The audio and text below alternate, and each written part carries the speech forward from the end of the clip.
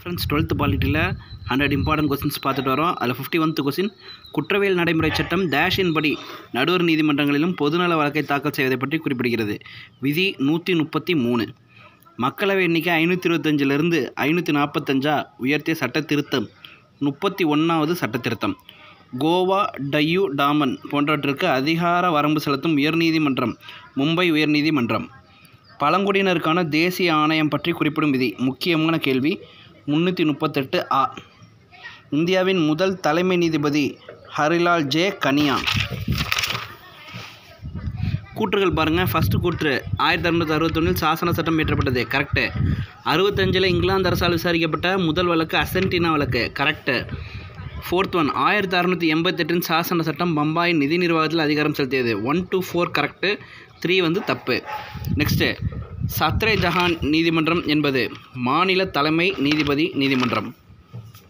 முதல் லோக் அதாலத் எந்த மாநிலத்தில் நடைபெற்றது? குஜராத். இப்போ பாருங்கப்பா, கடன் படிங்க. குரூப் 4 ரொம்ப முக்கியம். இந்திய தண்டனை சட்டம் அமலுக்கு வந்த ஆண்டு கேட்குறாங்க. 1862. இந்திய நீதித்துறையில் வரலாற்று சிறப்புமிக்க பரிணாம வளர்ச்சி 1872 வாரன் ஹேஸ்டிங்ஸ். ஆரம்ப கல்வியை ஒரு அடிப்படை உரிமையாக்கிய சட்ட திருத்தம் 86வது சட்ட திருத்தம் 86. இந்திய உச்சநீதிமன்றம் நிறுவ வழிவகை செய்த உறுப்பு. விதி 124. ஒரு சுதந்திரமான நீதித்துறை என்ற கருத்தை முதலில் முன்மொழிந்தவர் மாண்டஸ்கியூ. பாருங்கள், பொறுத்துக்க பாருங்கள், ரொம்ப முக்கியம். திவானி குவாசா அப்படின்னா நடுவர், ஓகேவா? திவானி மசலிம் அப்படின்னா அதிகார தலைவர். திவானி ரியாசத் தலைமை தளபதி. திவான் அல் மசாலிம் மேல்முறையீட்டு உச்சநீதிமன்றம். இந்த பொறுத்துக்களை அப்படியே கேட்கறதுக்கு நிறைய வாய்ப்பு இருக்குது. நல்லா பாருங்கள். இந்திய கூட்டாட்சி இரட்டை ஆட்சி அமைப்பு கொண்டிருந்தாலும் இரட்டை நீதித்துறை அமைப்பை கொண்டிருக்கவில்லை. முக்கியமான கூற்று யார் சொல்லியிருக்காருன்னா அம்பேத்கர். உச்சநீதிமன்றம் உயர்நீதிமன்றங்கள் நீதித்துறையின் மறு ஆய்வு நீதி பேராணத்தை மூலம் அதிகாரத்தை மீட்டெடுப்பது பற்றி குறிப்பிடும் சட்ட திருத்தம் 43வது சட்ட திருத்தம். ஓகே. இந்திய உச்சநீதிமன்றம் செயல்பட தொடங்கிய நாள் ஜனவரி 28, 1950. இதில் ஃபஸ்ட்டு கூற்று கரெக்டாக. 1821 மதராஸிலும் 24 பம்பாயிலும் உச்சநீதிமன்றங்கள் நிறுவப்பட்டன. 61 இந்திய உயர்நீதிமன்ற சட்டம் இயற்றப்பட்டது. 3வது தவறு. இந்திய உச்சநீதிமன்றம் 3 அடுக்கு நீதித்துறையை கொண்டுள்ளது. சரிங்களா? அப்போ இதுக்கான ஆன்சர் 1, 2, 4 சரி, 3 தவறு. 2021 படி உச்சநீதிமன்றத்தில் உள்ள நீதிபதிகளின் எண்ணிக்கை 34.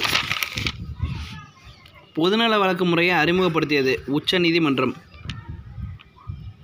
1976ஆம் ஆண்டு 42வது சட்ட திருத்தம் உச்சநீதிமன்றத்தின் அதிகாரங்களில் பெரும் மாற்றத்தை கொண்டு வந்தது. 8 கோடி வழக்குகளை நிலுவையாக கொண்டு இந்தியாவில் முதலிடம் வகிக்கும் மாநிலம் உத்தரப்பிரதேசம். கரண்ட் அஃபேர்ஸில் தெரிஞ்சுக்கோங்க. அதிக மக்கள் தொகை கொண்ட மாநிலம் உத்தரப்பிரதேசம். அதிக புவிசார் குறியீடு கொண்ட மாநிலம் உத்தரப்பிரதேசம். 1793 சட்ட விதிகளின் தொகுப்பை உருவாக்கியவர் யாருன்னா காரன் வாலிஸ்.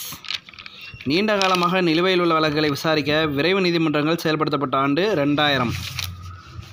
பார்த்தீங்களா? 25 கேள்விக்கிட்ட முடிக்க போகிறோம். அரசியலமைப்பின் பாதுகாவலன் காவலன் ரெண்டுமே இது உச்சநீதிமன்றம். மாநில பொது ஆணைக்குழு இணை பொது ஆணைக்குழுவின் ஓய்வு வயதை 60லிருந்து 62ஆக மாற்றிய சட்ட திருத்தம் 41வது சட்ட திருத்தம். இந்தியாவிலே மேல்முறையீடு செய்யும் ஒரு அனைத்து இந்திய தலைமை நீதிமன்றத்தின் தேவையை உணர்ந்தவர் ஃபஸ்ட்டு சர் ஹரிசிங் கோர். உச்சநீதிமன்ற விதிகள் டேஷ் விதிப்படி ஒழுங்குபடுத்தப்பட்டன. விதி 145.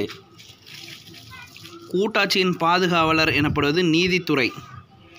கிராம மக்களின் செலவை குறைத்து அவர்களின் வாழிடங்களே நீதியை கிடைக்க வழி செய்வது நடமாடும் நீதிமன்றம்.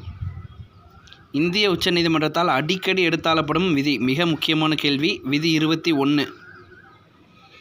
மருத்துவ தொழிலில் காயமடைந்த குடிமகனுக்கு எந்த நடைமுறையும் காட்டி காத்திருக்க வைக்காமல் மருத்துவ உதவி செய்யணும்னு சொல்லிட்டு தீர்ப்பு வழங்கிய வழக்கு பரமானந்த தேவர்னும் பரமானந்த் காடரா. இந்த பொறுத்துக்கு பாருங்கப்பா, ரொம்ப ரொம்ப முக்கியம். கல்கத்தா உயர்நீதிமன்றம் நிறுவப்பட்ட ஆண்டு 1862. உரிமையியல் பார்த்திங்கன்னா 1859. சரிங்களா? ஓகே. குற்றவியல் பார்த்திங்கன்னா 1861. இந்திய தண்டனை சட்டம் 1860. கல்கத்தா 62, உரிமையியல் 59, குற்றவியல் 61, இந்திய தண்டனை சட்டம் 1860. உயர்நீதிமன்றமானது நீதி பேராணைகளின் உறுப்பு என்ன இது? விதி 226. நாட்டின் மிகப்பெரிய நீதிமன்றம் அலகாபாத் நீதிமன்றம். இதில் இந்த 2 கூற்று தான் கரெக்டு. இந்த 2 கூற்றை மட்டும் நல்லா பாருங்கள். 21A படி மாநிலமானது 6 to 14 வயதுள்ள குழந்தைகளுக்கு இலவச கட்டாய கல்வி அளிக்கிறது. 51A படி இந்திய குடிமகன்கள் ஒவ்வொருவரும் 6 to 14 வயசு உள்ள குழந்தைகளுக்கு கட்டாய கல்வி கொடுக்கணும். அப்போ 6 to 14 வயசு உள்ள குழந்தைங்களுக்கு கட்டாய கல்வி குடிமகன் கொடுக்கணும்னு சொல்கிறது 51A, மாநில அரசு கொடுக்கணும்னு சொல்கிறது 21A. ஓகேவா? ரைட்.